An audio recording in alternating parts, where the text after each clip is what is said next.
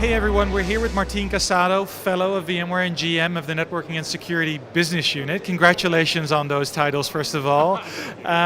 We're here because there's a lot of important news again about NSX and the amount of customer adoption. Can you talk a little bit about that? Yeah, for sure. So I mean, I think like for the last 7 years, since actually even before Nasira, I've been saying that SDN is coming and network virtualization is going to be next year. It's going to come very soon, and this is kind of one of the first times I can sit and say it's arrived, and it's arrived in like a number of ways. Like if you look at, for example, just revenue alone, we're at over $100 million run rate business.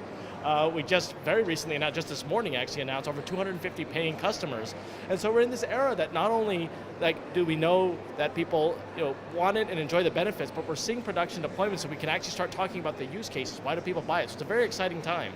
Yeah, exactly. And I think just over a month ago, we announced 150 customers, so it's really going rapidly now. That's right. So over 100 customers per quarter adoption, and this is just increasing and ramping up. So we're all very excited. Yeah. So I guess if customers are looking at what's NSX, make sure you know what NSX is and see if it's valuable for your company. So use cases, that's what it's all about.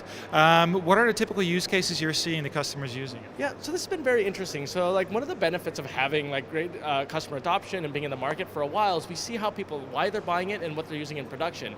And it's been very interesting. So typically and traditionally people bought network virtualization for operational simplicity, reducing provisioning times, right? So if network provisioning times were getting in the way of doing business, we could reduce that to 0. But now more and more we're actually seeing security becoming a primary use case. And this is around the use case of microsegmentation. So the idea is with distributed firewalling, for example, NSX supports a firewall. It's a fully distributed, stateful firewall. We can actually put security controls within the data center so that every app or every user can have its own firewall throughout the data center. And today, traditionally, we take firewalls and we put them on the perimeter. And only about 20% of the traffic of a data center actually goes through the perimeter. So, I mean, the majority of the traffic, it doesn't have security controls. With NSX, you can control all of the traffic within the data center. So this is a very aggressive use case that we're excited to see being picked up on. And it's tied to virtual machines, so basically it's a policy you set for a virtual machine, and so it's much simpler. Instead of using that one giant firewall, now it's basically a policy per VM, right? Yeah, that's exactly right. So I mean, there's a couple of things. So today, if you use a firewall, you put it on the perimeter, so there's a lot of traffic it just doesn't see.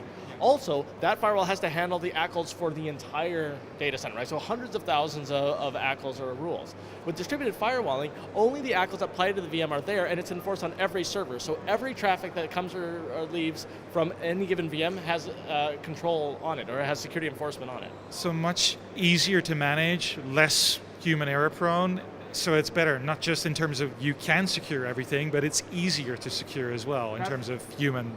That's right. So and just so operationally, like anything that you virtualize, whether it's L2 or L3 or a firewall, it has the operational model of a VM, which means you can create it dynamically, you can grow it, you can shrink it, you can move it around, and you can provision it programmatically. So this is the case thing. So it's less error prone. It's also much simpler because you have this global abstraction that's now run through the automatic provisioning layer. Perfect. And you managed anything that you virtualize? That's a question I hear a lot. I've got some physical workloads as well. How do we sort of make sure that the virtual world and the physical worlds communicate efficiently? Yeah. So we actually have a very, very rich partner ecosystem around top of rack switches, which will seamlessly integrate into NSX. So I'll give you some examples. Arista, Cumulus, Brocade, Dell, Juniper, HP, all of them announced support for OVSDB VTEP integration with VXLAN, which means that you can use the same provisioning interface, you can use the same provisioning layer of the virtual side for the physical side, they can share the same virtual network and a lot of the same benefits. And so for us, virtual physical integration is seamless and is provided all by NSX. Great. We're talking use cases, microsegmentation, partners, you mentioned a lot of them on the switch side. I know Palo Alto is also a very strong supporter of NSX. Can you talk a little bit about the relationship there? Yeah, very happy to. So network virtualization takes any network service, puts it into software and pushes it to the edge, right? So NSX offers L2, L3, ACLs, distributed firewalling, but there are many services that we simply can't build. Like we're not experts in next generation firewall, we're not experts in IDS, IPS, and so VMware has always had, historically, a very rich partner ecosystem that it's worked with.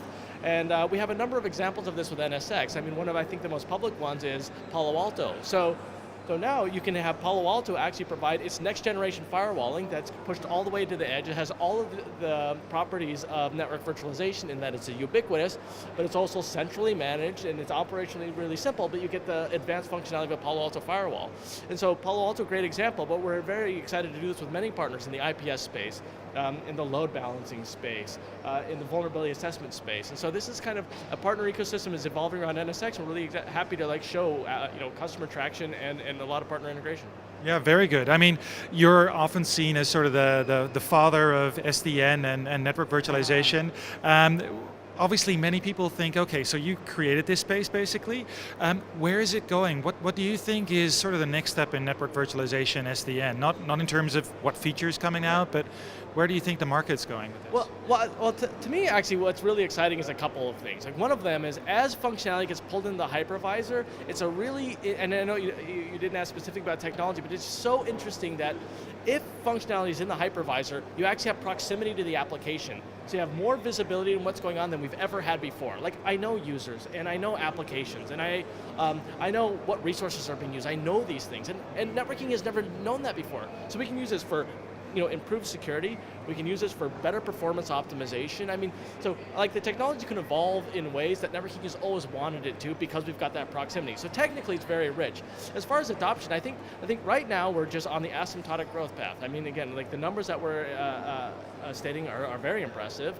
And so I'm very excited to see as people put this in production, as the use cases evolve, more adoption, the operationalization, which is actually very important, right? So how does this mesh with existing operational practice? How does this mesh with tools? See all of that come to the fore. So it's a very, very exciting time for me, certainly. Perfect. Well, thank you very much, and I look forward to the next years of SDN evolve. Thanks so much. Thanks.